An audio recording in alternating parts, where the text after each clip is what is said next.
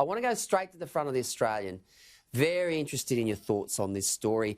Andrews' letters, PM's offers met by silence. And of course, the front page story says this. Scott Morrison personally wrote to Victorian Premier Daniel Andrews 3 times in the space of a week in early July to offer the support of the Defence Force as it became apparent the state's bungled hotel quarantine program had sparked a second wave outbreak of coronavirus in a 149-page submission to the Hotel Quarantine Inquiry. The Department of Prime Minister and Cabinet and the Defence Department revealed Mr Morrison repeatedly reached out to Mr Andrews, reiterating the offer. When the COVID-19 case members began to escalate in Victoria by the end of June 2020, the Prime Minister wrote to Premier Andrews on 3 separate occasions, July 4, July 6 and July 11, reaffirming the Commonwealth's preparedness to continue the provision of ADF support to Victoria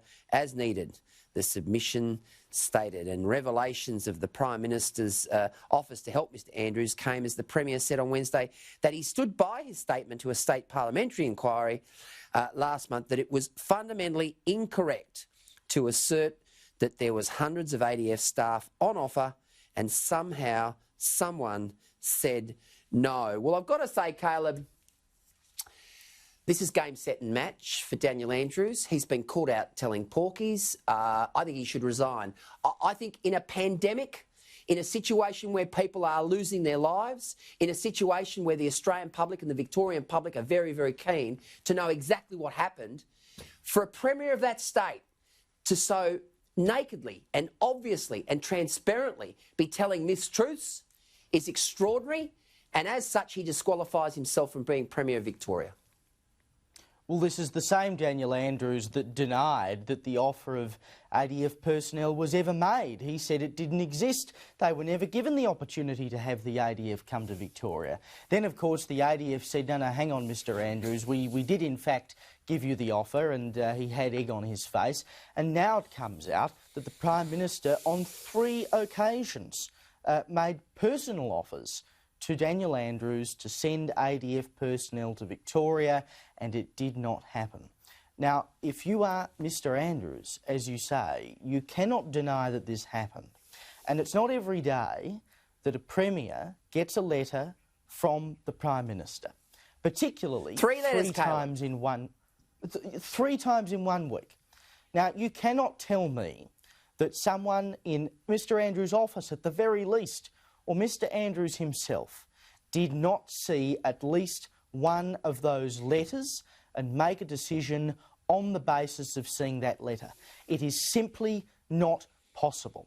And Daniel Andrews and no one in his government has yet taken responsibility for the fact that that offer was there from the ADF. The offer was there from the Prime Minister, Scott Morrison, and they refused it. They didn't take it up. And I think you're right. Daniel Andrews has tried to weather the storm, but he has got to a point now where he simply cannot deny exactly how badly he and his government messed this up. And during the times of a pandemic, or for that matter, any kind of great trial and tribulation that a country or state goes through, people look to a leader. They want to feel confident that someone is in their corner and is looking after them.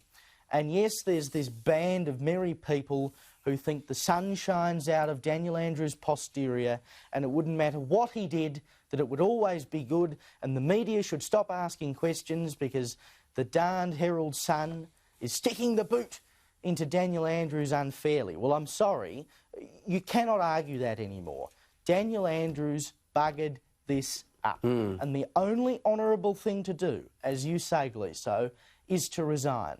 And I think, in fact, to admit that you got it wrong and say, look, I'm simply not fit for the job anymore because I got it wrong, would actually be a very honourable and high way to go out of the job.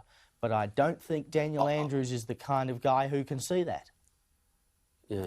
And I think a government that loses trust loses its legitimacy. I mean, that's the bottom line here, Caleb.